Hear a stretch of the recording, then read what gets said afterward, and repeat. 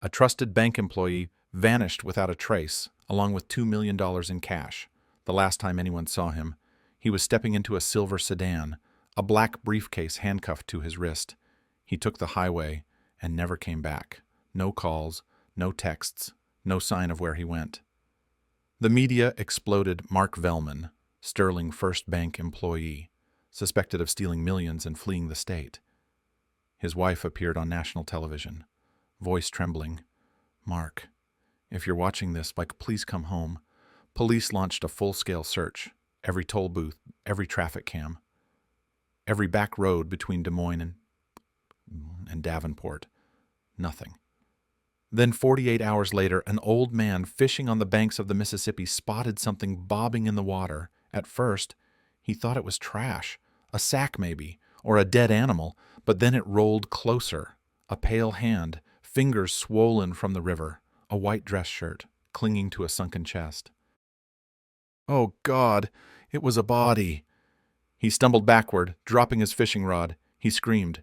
The man's wrists were bound behind his back. There was a massive gash on the back of his head. Blunt force trauma. Blood mixed with river mud, his name tag still pinned to his chest. Mark Velman. But the briefcase. Gone. Now the question wasn't where did Mark go? It was who killed him, and how did a quiet, honest man become the center of $1 million crime?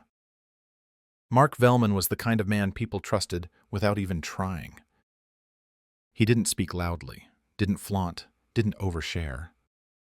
He carried himself with the quiet confidence of someone who knew his place in the world and liked it there. No scandals, no drama, just stability. Even his email signature at work was simple: Mark Velman, Senior Teller, Sterling First Bank. No quotes, no emojis, just Mark. He lived in a modest 2-story home on Mayflower Street in West Des Moines. White shutters, blue hydrangeas, a front porch swing that squeaked slightly in the wind. Every morning at 6:30 a.m., he made the same breakfast toast, black coffee, 2 boiled eggs. Every afternoon at 4:55 p.m., he left the bank, never a minute late, and every evening. Without fail, he played hide-and-seek with his 4-year-old son, Oliver, no matter how tired he was. To Oliver, Mark was the superhero. To his wife, Kara, he was the kind of man she could count on, or so it seemed. Because behind the routines, behind the clean shirts and warm smiles, was something else, something no one saw coming. Mark had worked at Sterling First Bank for nearly a decade. He wasn't management. He didn't want to be. He preferred structure, numbers, the certainty of routine. And he was good at it. Over the years, he'd earned a quiet respect from the people around him. Tell Mark a problem, and he'd fix it. Give him responsibility, and he wouldn't let you down. So when the regional manager decided to implement a new protocol for large-sum transfers, no armored trucks, just internal employee handoffs, there was no debate. They picked Mark. He didn't ask for extra pay, didn't complain about the risk, didn't even blink when told he'd be personally transporting $2 million in cash across state lines. He just nodded, took the case, and followed the rules. It was Saturday, May 14th, cloudy skies, roads still damp from early morning rain. Mark arrived at the bank at exactly 7:20 a.m. Security footage shows him swiping his badge, walking to the vault, logging into the secure terminal, and authorizing the withdrawal. At 7:45 am, he emerged carrying a reinforced black briefcase, steel handcuffed to his left wrist. Inside, 100 stacks of $20 bills neatly wrapped, serial verified, total value $2 million. The briefcase had 2 layers of security biometric fingerprint and a rotating passcode, known only to Mark and the receiving branch manager. His vehicle was a silver Ford Fusion with GPS tracking, a dash camera, and a reinforced trunk standard issue. His destination, the Davenport branch, 165 miles east. Estimated arrival 10:30 a.m. Before he left, Mark paused outside the break room. He called Kara. The conversation was brief, calm. "I'm heading out," he said. "Drive safe," she replied. Oliver could be heard in the background, laughing. "I'll be back for lunch," Mark said. "Kiss the little guy for me."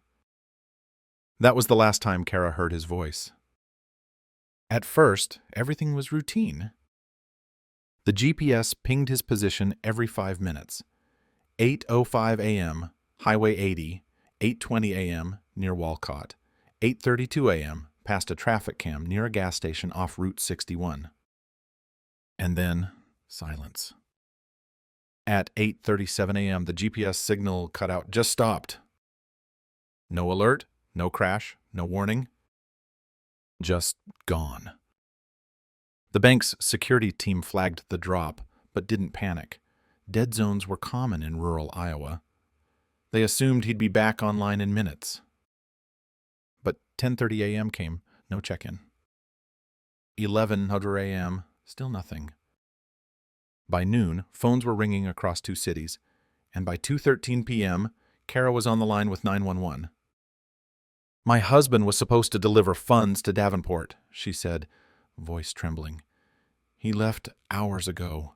He's not answering. He's not back. I think something's wrong." Des Moines PD launched a full-scale missing persons investigation. They started with the basics: security footage, toll booths, gas stations, nothing.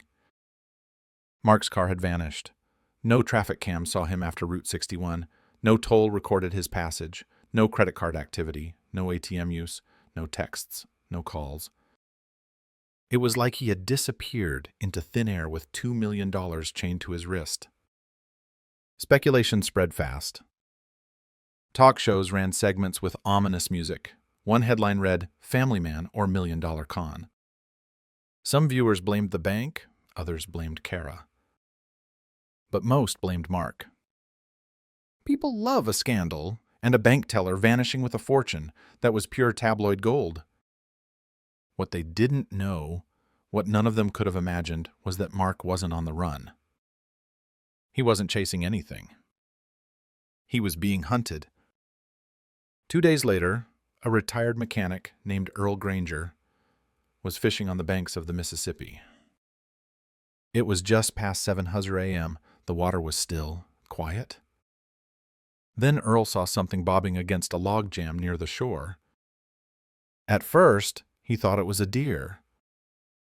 Then he saw the hand, bloated, pale, fingers curled unnaturally. He dropped his fishing rod and stumbled backward, breath catching in his throat. When police arrived, they found the body of a man in a white dress shirt, name tag still pinned to the pocket.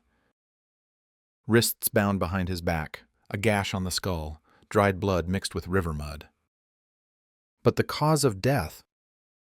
Drowning. There was water in the lungs. Mark Velman had still been alive when they threw him in. To the public, it was shocking. To detectives, it was devastating.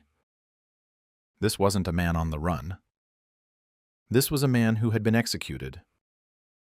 And the killer or killers had vanished without a trace. Just like the briefcase. Just like the money. Detective Angela Moreno stood at the edge of the riverbank, the wind tugging at the edges of her coat. She'd seen bodies before, dozens, over a 10-year career, but this one felt different. Not because of how Mark Velman had died, though drowning while bound was horrifying enough, but because of what he represented. A man who'd followed every rule, who wasn't supposed to end up like this. Angela took in the scene, white shirt soaked and clinging to his chest, steel cuff still circling his wrist, but the briefcase gone, no bruises on the knuckles, no signs of struggle. He didn't fight or couldn't. She looked down at the nylon cord binding his wrists. It was tight, clean, professional. Whoever did this wasn't sloppy. Back at headquarters, the Route 61 traffic cam footage was enhanced and reviewed frame by frame. At 8:35 a.m., Mark's sedan pulled into the rest stop, Not a scheduled stop, no mechanical issue, no pit stop needed. The car idled for 63 seconds.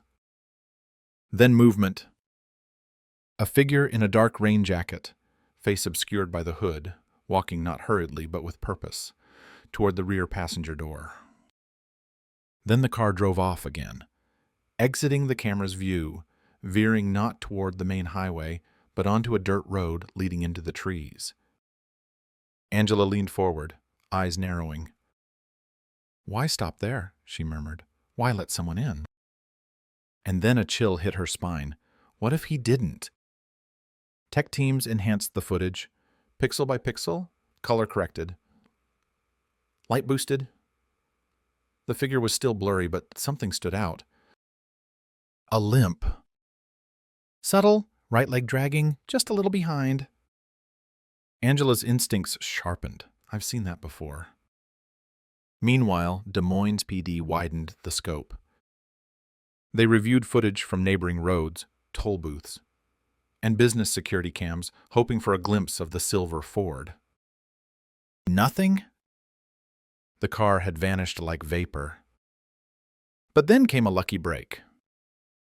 A surveillance camera outside an old farm supply store, nearly 30 miles from the rest stop, caught a flash of silver at 9:02 a.m. Just a glimpse, a license plate half obscured by dirt, but it matched the Fusion's. It was heading east, but not toward Davenport. Angela traced the direction. The road led to a backwoods area known for abandoned warehouses and storage units. Places with no security, no prying eyes. She called it in. The next morning, a search team located a row of storage units, shuttered, rusted, long forgotten by the city. One had a new lock. Inside, they found a roll of nylon cord, blood traces on the concrete floor, a shattered digital camera in the corner, and faint tire tracks leading back to the woods. But no briefcase, no money, no Mark's car. Angela stood in the doorway, breathing in the stale air. This wasn't just a robbery, she said. This was a takedown. Detectives returned to the bank. They re-interviewed everyone. Tellers, security guards, delivery vendors, even the cleaning crew. One name came up twice. Eric Mallory. A night shift janitor. Quiet. Rarely spoke. Had recently been disciplined for entering the vault hallway without authorization. He claimed he got lost. But when questioned again, his story shifted. He said he saw Mark texting someone the night before the transfer. That Mark looked nervous. Detectives pulled Mark's phone records. No late-night texts, no strange calls, nothing that supported Eric's claim. They pressed harder. And Eric cracked. "I just thought maybe he was in on it," he stammered. "I mean, who else could have known?" Angela frowned. Who indeed? The name that came next didn't come from interviews. It came from a personnel file buried under old HR complaints. Ryan Debley, former Sterling First Bank employee, used to do high-value transfers, fired 4 years ago for skimming funds from daily tallies. And guess who caught him? Mark Vellman. Ryan was terminated quietly. No charges. Bank wanted to avoid scandal. But a former coworker remembered the day Ryan left. He looked at Mark like he wanted to set the building on fire. She said, "I'll make you pay," he muttered. Angela requested Ryan's employment file. 2 things stood out. A 2017 injury report, torn ligament in the right knee. A signature slanted, rushed, always with a heavy underline. Angela closed the file slowly. The limp, the timing, the motive. It all fit. They ran his name. Ryan Debley had no fixed address. Floated between gig jobs, landscaping, auto detailing, low-level security, but 3 weeks before Mark's disappearance, he rented a storage unit. The same one the police had just searched? Registered under an alias T. Lane? Angela's jaw clenched. This wasn't spontaneous. This was methodical. Planned. Kara was brought in again for questioning. She looked tired, pale. "Did Mark ever mention Ryan Debley to you?" Angela asked. Kara paused. "I think so. Years ago." "Did he ever seem worried, paranoid?" She shook her head. "No. Mark didn't dwell on things." But then she added something strange. "Last year, he ran into Ryan at a grocery store. Said it was weird." Angela perked up. "Weird how—" Kara hesitated. He said Ryan just stared, didn't say a word, just stared at him. Angela leaned in. "And then, that night," Kara said, her voice barely a whisper, "Mark got a text from an unknown number." "What did it say?" Kara swallowed. "You owe me more than you know." That text wasn't in Mark's phone records. Angela's team dug deeper. Turns out Mark had started using a second phone for work, a cheap burner, kept in his briefcase. It was gone. Angela stared at the whiteboard, the growing list of facts. Mark takes over the transfer route. Ryan rents a storage unit nearby. A shadowy figure with a limp enters Mark's car. Mark dies 2 days later. She drew a circle around Ryan's name, and then wrote one word beneath it. Revenge. Before they were adversaries, before one ended up in handcuffs and the other in a river, Mark and Ryan were best friends. Back in college, they were inseparable. Roommates, study partners, two sides of the same coin. Ryan was the extrovert, ambitious, charming, sharp-tongued. He had a knack for spinning any situation in his favor. Mark was quieter, methodical, honest, a bit of a perfectionist, the kind of guy who edited Ryan's resumes and lent him money without asking for it back. But somewhere between late-night ramen and job interviews, something fractured. They both got hired by Sterling First Bank after graduation, started the same week, wore the same cheap dress shirts, and shared the same lunch breaks. At first, it was fine. But Ryan wanted more, faster promotions, better titles, and when the system didn't bend for him, he bent it himself. Angela Moreno sat in the records room, flipping through old disciplinary files. Ryan had altered internal logs, skimmed small amounts off petty cash tallies, nothing huge, but consistent, and the person who caught the discrepancies, who quietly flagged the anomalies and sent them to management. Mark Vellman. When the fraud was discovered, the bank chose not to press charges. They just wanted Ryan gone, quietly. But Ryan didn't leave quietly. A coworker remembered the scene Ryan storming through the office, red in the face, teeth clenched. He stopped at Mark's desk. "You just ruined my life," he hissed. "Enjoy your little kingdom." Then he was gone. Or so Mark thought. For years, Mark never mentioned Ryan again, not to friends, not to coworkers, not even to Kara. But Kara remembered one night, maybe 2 years ago, when Mark came home late. Silent, pale. She asked what was wrong. He didn't answer. Later that night, she heard him downstairs, in the dark, replaying a voicemail over and over. She never heard what it said. The grocery store encounter happened last fall. Mark was picking up snacks for Oliver's Halloween party. Came home looking rattled. Kara asked, "Everything okay?" He nodded, too quickly. "Just saw someone from college." He didn't say the name, but his hands shook when he poured coffee that night. And he kept checking the locks twice, 3 times, 4. That's when the nightmares started. Angela Moreno was piecing it all together. It wasn't just a robbery. It wasn't just revenge. It was personal. Ryan hadn't just wanted to steal money. He wanted to destroy the man who'd humiliated him, the man who had a home, a family, a life Ryan never built. Ryan. And maybe, just maybe, Ryan wanted that life for himself. They reviewed Ryan's digital footprint. Sparse. No active social media, a burner phone used to rent the storage unit, prepaid cards for gas and supplies. But then came the clue that changed everything. One of the hardware store cameras where Ryan bought duct tape and gloves caught a second person entering the store 2 minutes after him. Mohason.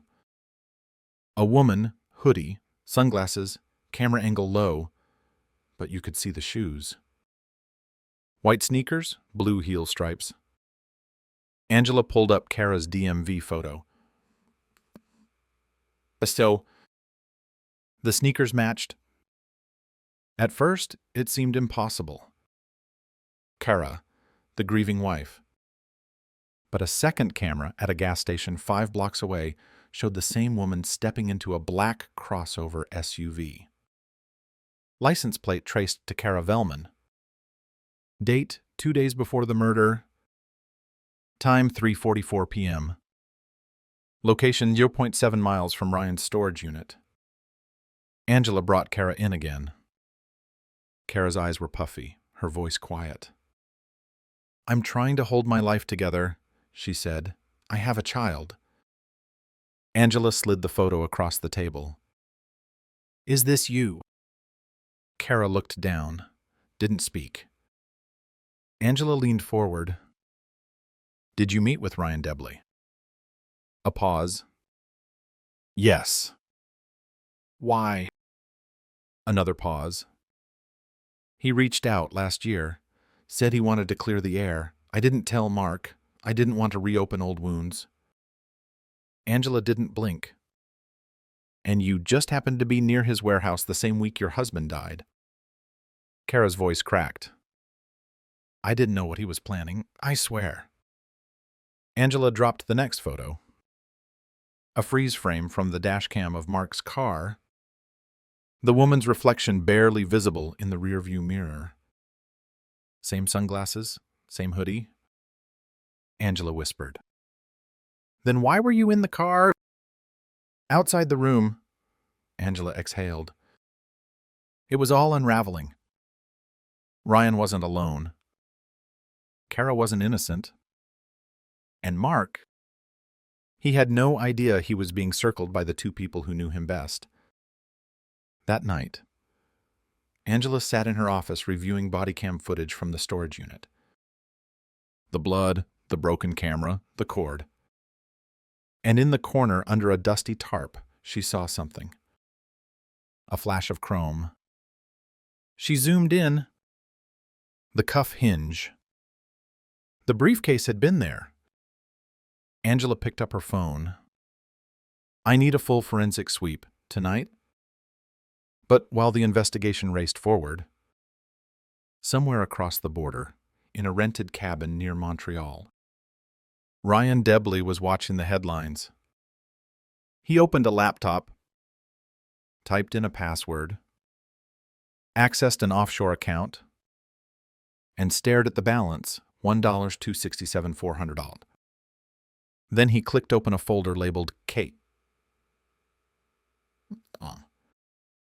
Inside, a photo. Kara, smiling in candlelight, wineglass in hand, and a draft document titled Prenup Alt February. Angela Moreno couldn't sleep.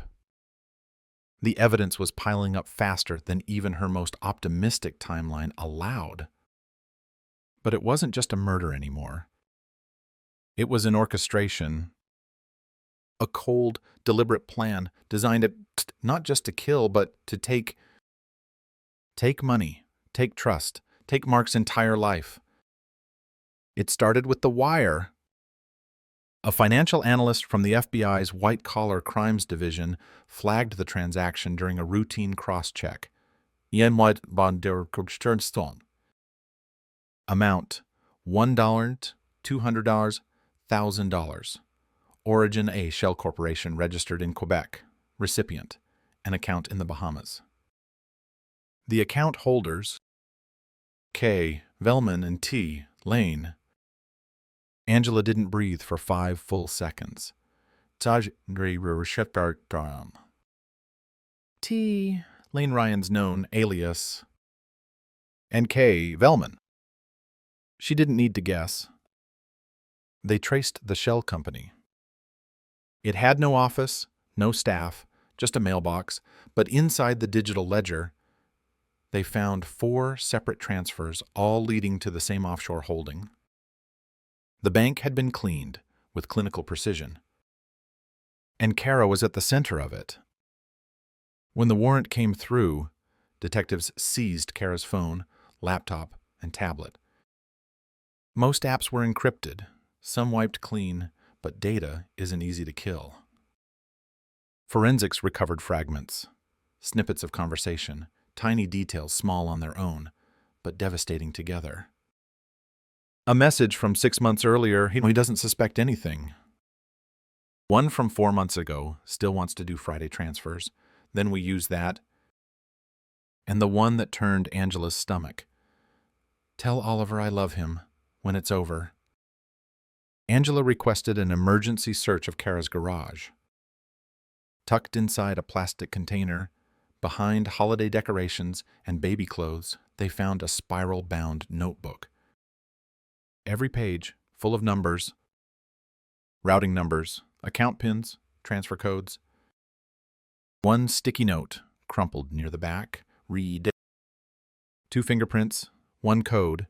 His code equals lunchbox pin. They checked Oliver's lunchbox. On the inside, written in fading Sharpie, was Mark's 6-digit locker code from college. Angela shook her head. He never stood a chance. They confronted Kara that night. This time, there were no more questions. Just a flash drive. Angela inserted it into the interview room laptop and pressed play. The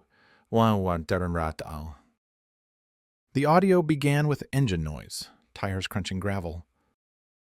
Mark's voice, Ryan, what are you doing? Then silence. Mark again, panicked now. Get out of the car. Get the hell out. A second voice, Ryan, calm, low, give me the code. Mark, you're insane. This isn't happening. And then a whisper. Barely above the engine hum. Soft, female. Just do it, Mark. Angela watched Kara's face. No twitch, no tears, just stillness. She didn't deny it. Didn't look surprised. Didn't say a word. The dashcam file ended with a scuffle, a bang, Mark's shout, a single sob. Then static. Angela ejected the drive. You're under arrest for conspiracy to commit murder. The headlines erupted. Wife of murdered bank teller. Implicated in crime, dashcam recording shocks nation, killer couple's $2 million plot. But the courtroom was where truth unraveled. Kara claimed she was coerced, manipulated, blackmailed. Said Ryan reappeared in her life when she was vulnerable. Said he threatened to reveal an old affair that never happened. Said she was afraid of losing Oliver. I was a puppet. She told the jury he controlled me. But the prosecution played the audio again. Just do it, Mark. 6 words, 6 daggers. No one flinched harder than Mark's sister, sitting in the gallery, holding Oliver's hand. Then came the evidence dump. A photo of Kara and Ryan taken by a hotel lobby camera in February. 2 wine glasses, 1 room key. A surveillance clip showing Kara withdrawing cash from an ATM using a prepaid debit card linked to the Shell account. And then the prenup, recovered from Ryan's encrypted cloud drive. Drafted under Kara's legal name, filed but unsigned. It stated, in legal language, "In the event of the spouse's death, all liquid assets and insurance claims shall pass fully to the surviving party." And signed, Kara L. Velman, witness Thomas Lane. Angela sat in court as Ryan was brought in, weeks later, after extradition from Canada. He was thinner, paler, but smiling. And when he took the stand, he flipped the entire narrative. "She planned it," he said. "I didn't want to hurt anyone. I just wanted the money. She picked the route. She gave me the code. She said Mark would freeze like always." He paused. "She said he'd never fight back." Kara refused to look at him. And in closing statements, both sides painted each other as the manipulator. Ryan said Kara pulled the strings. Kara said Ryan seduced and blackmailed her. But the jury didn't believe either of them fully. Verdict: Ryan Deebley, guilty of first-degree murder. Sentence: life without parole. Kara Velman, guilty of conspiracy to commit murder, wire fraud, obstruction of justice. Sentence: 18 years in federal prison. But there was still one mystery. Of the $2 million stolen, only $1.2 million was recovered. The remaining $800,000 gone. No trace. No offshore record. No withdrawal logs. It simply vanished. Angela stared at the final bank log one last time. A transaction dated midnight, one day after Mark's body was found. $800,000 split into 23 transfers, all under $10,000, all routed through a chain of shell wallets tied to unknown aliases. One of them was named Silent Tree, another O or V Holdings. Angela didn't need to guess. Imaro? Huh? Oh! Oliver Velman. Ryan Deebley didn't run because he was guilty. He ran because he thought he'd won. The money had moved. The woman he once loved, or still did, was taking the fall, and the man who ruined his life, floating face down in the Mississippi River. To Ryan, it was justice, not murder, not betrayal. Just balance. He slipped across the Canadian border 2 days after Mark's body was found. Using a fake passport name, Elliot Faure, a French-sounding alias, cleaner than Thomas Lane, more refined. He stayed in a rented cabin near Montreal, paid in cash, no phone, no traceable cards. He told the host he was a writer, said he needed peace, said his novel was about forgiveness. Angela Moreno worked with the FBI to build a separate case file. Since Canada wouldn't extradite for a capital crime murder, she leaned into the financial web. Wire fraud, money laundering, identity theft. They combed through shell corporations. They traced offshore accounts.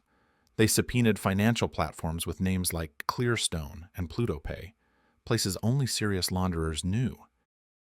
And buried beneath layers of code, under a dummy email, Velman,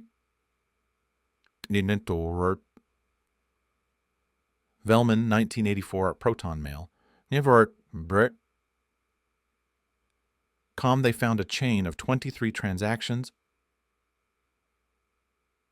totaling $790 out 246.3, split into micro-holds across jurisdictions. The final node, a private crypto wallet held under the alias OV Holdings. Angela stared at the screen. O.V. Oliver Velman. It didn't make sense. Unless Kara had created a decoy, or a contingency, or worse, a legacy. Canadian authorities found Ryan after 6 weeks of quiet surveillance. He was jogging near a river trail, earbuds in, headphones loud. A black van pulled up. 3 agents stepped out. He didn't resist. Didn't even run. just pulled the buds out and said, "You finally caught up." When Angela entered the interrogation room in Detroit where Canadian officers had just handed Ryan over, he looked almost relaxed. He was thinner, hair longer, eyes brighter, as if confession was the plan all along. "Tell me about Kara," Angela said. Ryan smiled. "Which version?" "The real one." He leaned forward. "She's smarter than anyone knows, even me." For the next 3 hours, Ryan talked. And for every answer he gave, he raised 2 new questions. He claimed Kara reached out first, said she felt trapped, said Mark didn't see her anymore, said she wanted freedom, not blood. "She told me about the transfers," he said. "She knew the codes, knew the timing, knew where Mark kept the spare phone." Angela pressed. "So she planned it." Ryan hesitated. "She dreamed it. I built it." He said Kara never wanted Mark to die. "She just wanted him out of the picture, said we could fake it, disappear, start new. But things got messy." Mark resisted. Ryan panicked, and when Kara showed up mid-transfer, he claimed she didn't stop him. "She just whispered, he said, 'Do it.'" Angela narrowed her eyes. "Are you saying she gave the order?" Ryan leaned back. "I'm saying maybe we both did." But then came the part Angela didn't expect. Ryan claimed Kara had planned a second phase. A fallback? A separate holding account using their son's initials. "She said if things go sideways, at least the boy gets something." Angela frowned. "You're saying Kara planned to leave money for her child after helping murder his father?" Ryan nodded slowly. "She never wanted Oliver to suffer. She just didn't want to be stuck anymore." Angela didn't believe him? Not entirely. But the account was real, and the name OV Holdings wasn't something Ryan would have made up alone. She called the financial task force. Find out who accessed that wallet, when, and from where. 3 days later, the data came back. IP address pinged from a public library in West Des Moines. Date 2 weeks after Kara's arrest. Time 2:18 p.m. The user had logged into OV Holdings, transferred $1,000 to a prepaid card, and downloaded an encrypted file named "To Oliver, when you're ready."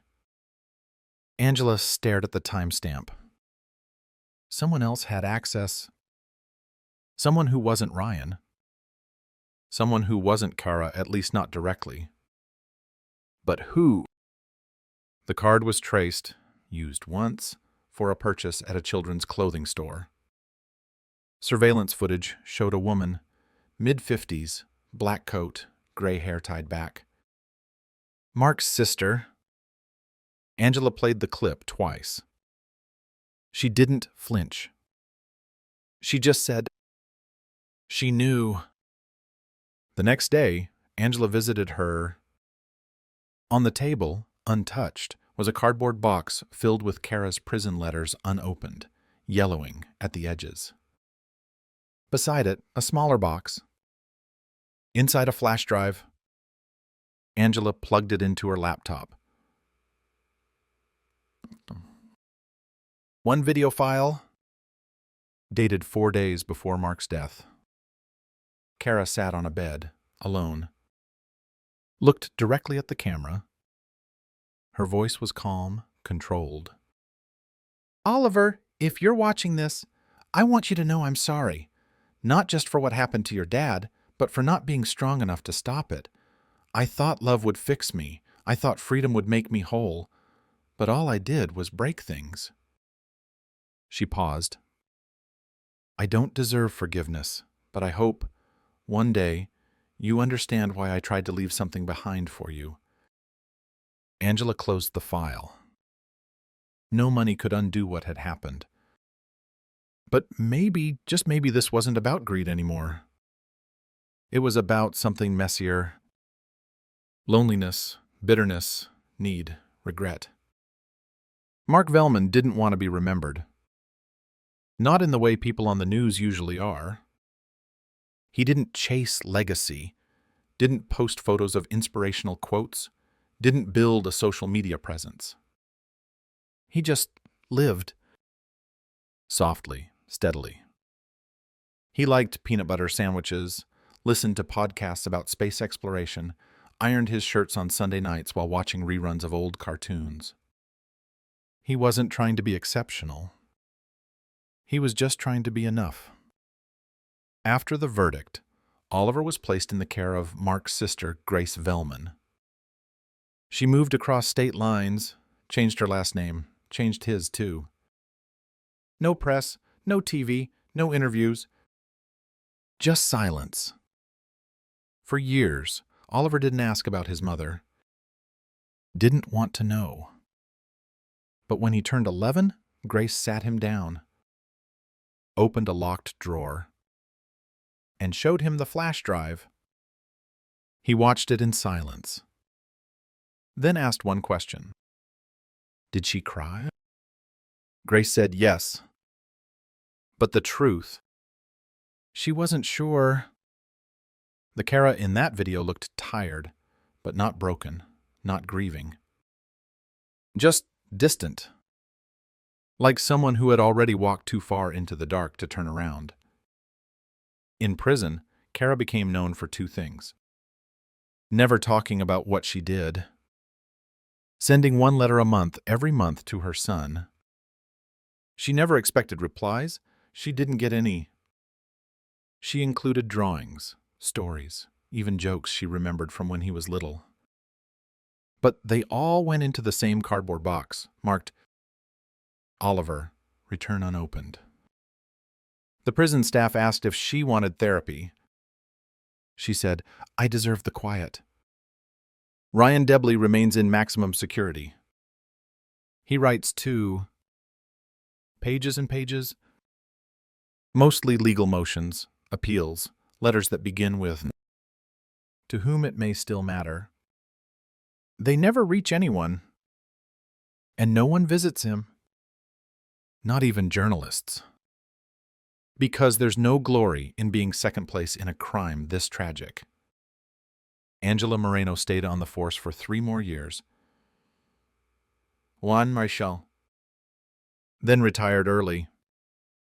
She never stopped thinking about the case. Not because of the money, not even because of the betrayal, but because of the image she could never forget. Mark's desk. Still organized. Still holding a folded drawing from Oliver, a crayon picture of a man in a tie, holding hands with a stick figure boy.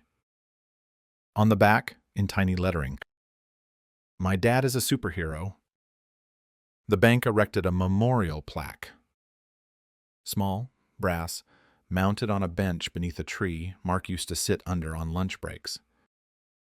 It reads, Mark Vellman, a quiet man, a loving father, a life taken too soon. Below that, carved years later by hand with a pocket knife. I miss you, Dad. No one has claimed the carving, but everyone knows who did it. As for the missing $800 or $1,000, it remains unclaimed. Tied up in anonymous wallets, scattered across jurisdictions, protected by encryption no one has cracked. Some say Kara still knows where it is. Some say Ryan hid it from her.